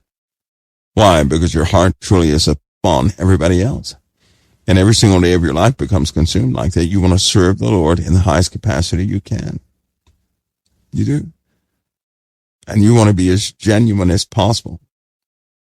You have a desire to open up with everybody, but the Lord gives you wisdom. He gives you times and seasons you can do that. And then most of all, because he does not have to show you the fruits of your labors. From time to time, he'll show you that, yes, you have sown into somebody's life. And it's enough to keep you going for a whole nother year. Isn't that awesome? Doing the Lord's work, often you don't see if you're making any headway or not. You don't know if you're helping someone or hurting someone. You don't know. You're just trying to be as genuine as possible. But on occasion, the Lord will share with you how a person's life has been changed. Kind of like that person that came to me and said, I've been watching you for years, sir. Okay, what else? Well, I know you're a Christian, and I just wanted to tell you it was you that inspired me to go to the Lord. What? I didn't even know that God was watching me. You don't know those things, do you? When you become genuine, people are going to watch you from all angles. That brings me to my last point. You ready? All of you have a ministry. Every single last one of you. And it's nothing you said. It's how you're living. The way you live your life is the greatest ministry you'll ever have. Do you know that? Greatest ministry you'll ever have. People see your ups and downs, your struggle. They see you sometimes fall into sin, but most importantly, they see you keep getting back up and going towards Christ. That means everything to a person who's struggling with the world. To see you get up and go back to Christ means everything. That means you're a light. And I give everybody this visual. I always do this. But here it is. This the COT. I'm giving you this story. This is part of a story. Imagine a person in a big crowd of people. New York City, big crowd, lights went out. Everybody is looking at something. They're crying out, all sorts of stuff, but this guy is lost. And he can't see anything. All of a sudden, through all the people, he sees a light. And it shines and it goes away. And he starts looking up saying, what is that light? Of all the lights that shined, he recognizes that light that shined. Out of hundreds of millions of people, he recognizes that little light. And it's tiny back there. But he says, that's the light I've been looking for. And he's been depressed for years. And all of a sudden, in the darkness with all those people, he sees that one light. And it becomes his hope. And so he hopes he sees it again. And he does. And he sees it. And when he sees it again, he says, there it is again. And he starts going towards it. And then it goes out. And he waits and he looks and he waits and looks, and everybody's got all other lights, and he didn't want to look at those lights. And then he sees that one light again. There it is. And he goes running towards it, and it goes out. Well, guess what? You know what that light is? He keeps saying, that's you. That's you in your life. When you're serving the Lord, you're shining bright. Somebody sees it, and they say, that's the light I've been looking for. And then you go back into the ways of the world, and your light goes out. They don't see it. And the person has to stop. And then you go back to the Lord, you start shining again, and that person out there says, there that light is. See, because there's somebody in this world that can only see the light that comes from you. They need your light. They can't see my light. They can't see your neighbor's light. They see your light.